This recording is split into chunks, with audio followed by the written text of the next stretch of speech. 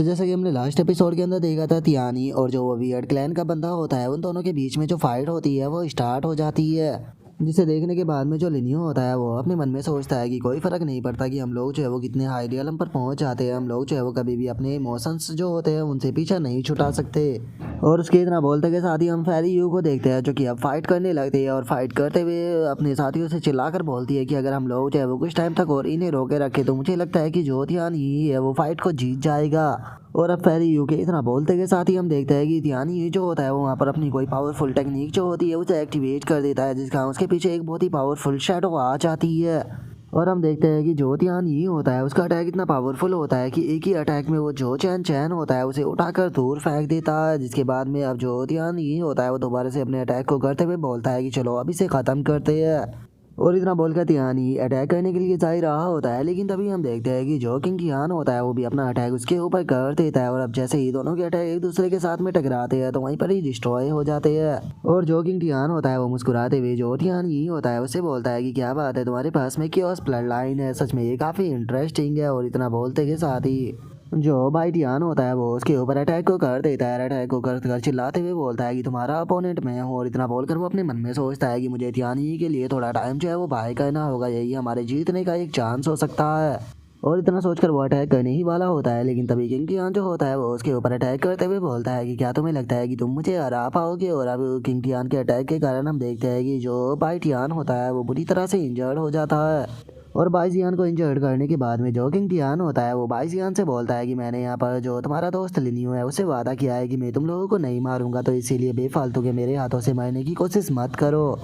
जो सुनते के साथ ही जो बाइजियान होता है वो गुस्से में चिल्लाकर अटैक करते हुए बोलता है कि मैं कोई उस तरह का पर्सन नहीं हूँ जिसे कि मौत से डर लगता है। और इतना बोलकर वो अटैक करने जा ही रहा होता है, तभी तियान ये चिल्लाते हुए बोलता है कि बाइजियान भी वो खूब मत बनो, जल्दी से पीछे हटो। और उसके इतना बोलते के साथ ही जो किंग टियान होता है वो बाइजियान के ऊपर अपने अटैक को करते हुए बोलता है कि ठीक है, अगर तुम्हारी मरने की इच्छा है तो मैं तुम्हारी जो ये ख्वाहिश है इसे पूरा ज़रूर करूंगा। और इतना बोलते के साथ ही वो अपना अटैक जो होता है वो सीधे बाइजियान की तरफ कर देता है, जिस कारण हम देखते हैं कि बाइजियान जो होता है वो भी उसकी अटैक की चपेट में आ जाता है। जो देखकर वो अपनी आंखों को बंद करते हुए अपने मन में सोचता है कि मैंने कभी भी नहीं सोचा था कि मेरा अंत इस प्रकार होगा। और इस चीज़ को देखते के साथ ही जो वैंग चू यान होता है वो चिल्लाते हुए सभी लोगों से बोलता है कि बाइजियान ने हमारे लिए टाइम जो है वो बाय कर दिया, हमें यहाँ पर इस चीज़ को ऐसे ही नहीं देखना चाहिए, जल्दी से यहाँ पर कुछ लोगों को ख़त्म करो ताकि हम उसकी मौत का बदला ले सके। और उसके इतना बोलते के साथ ही हम देखते हैं कि जो लिनियो होता है वो फाइट के अंदर आ जाता है और एक ही बार में जो किंग टियान का अटैक होता है उसे डिस्ट्रॉय करते हुए बाइजियान को बचा लेता है। जिसे देखने के बाद में किंग टियान जो होता है वो भी मुस्कुराने लगता है और मुस्कुराते हुए लिनियो से बोलता है कि चलो अब तुमने फाइनली फाइट करने का जो डिसीजन है उसे ले ही लिया। जो सुनने के बाद में लिनियो जो होता है वो बोलता है कि मुझे ऐसा करना ही था, असल में ये मेरा दोस्त है।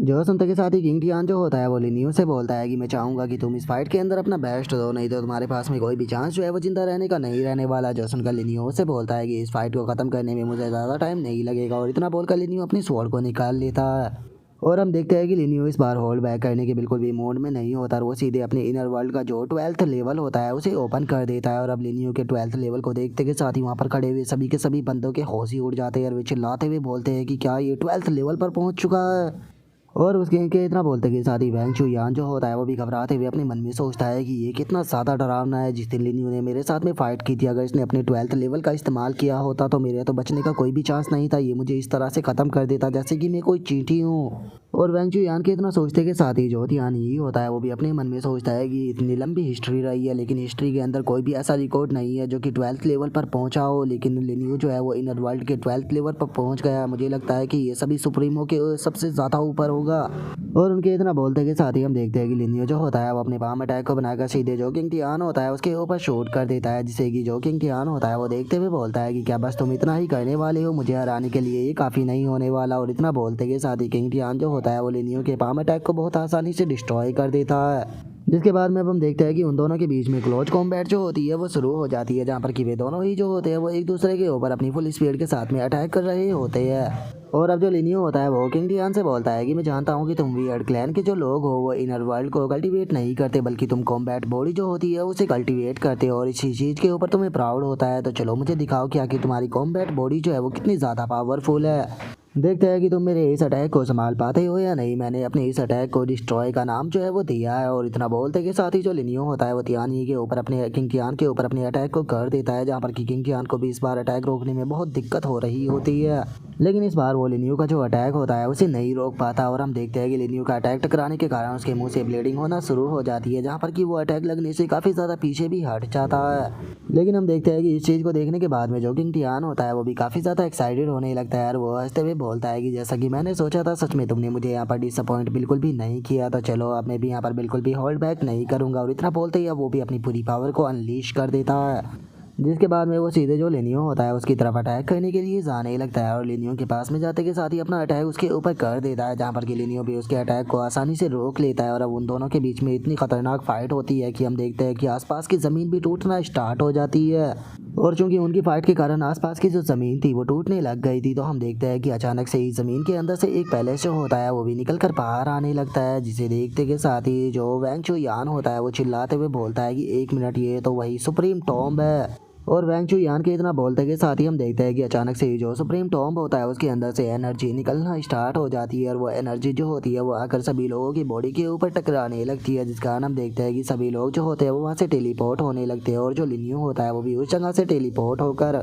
एक दूसरे ही जगह जो होती है वहाँ पर आ जाता है। और वहाँ पर आने के बाद में जो लिनियो होता है वो अपने मन में सोचता है कि अगर मैं सही हूँ तो यही जो किंग मो सुप्रीम था उसका टॉम्ब होगा। लेकिन अगर इस जगह की बात की जाए तो ये जगह जो है वो देखने में कोई नॉर्मल जगह जो है वो नहीं लग रही। अगर मैं सही हूँ तो ये पक्का किंग मो सुप्रीम जो था उसका इनर वर्ल्ड जो है वो होना चाहिए पास्ट में। और उससे अलग मुझे यहाँ पर कोई दूसरा पर्सन जो है वो भी आसपास नज़र नहीं आ रहा। लगता है कि सभी लोग जो है वो रैंडमली टेलीपोर्ट हुए हैं। लेकिन अगर मैं सही हूँ तो यहाँ पर जो मुझे जो स्कैरी क्रो मिला था वो भी जो किंग मो सुप्रीम है उससे रिलेटेड होना चाहिए।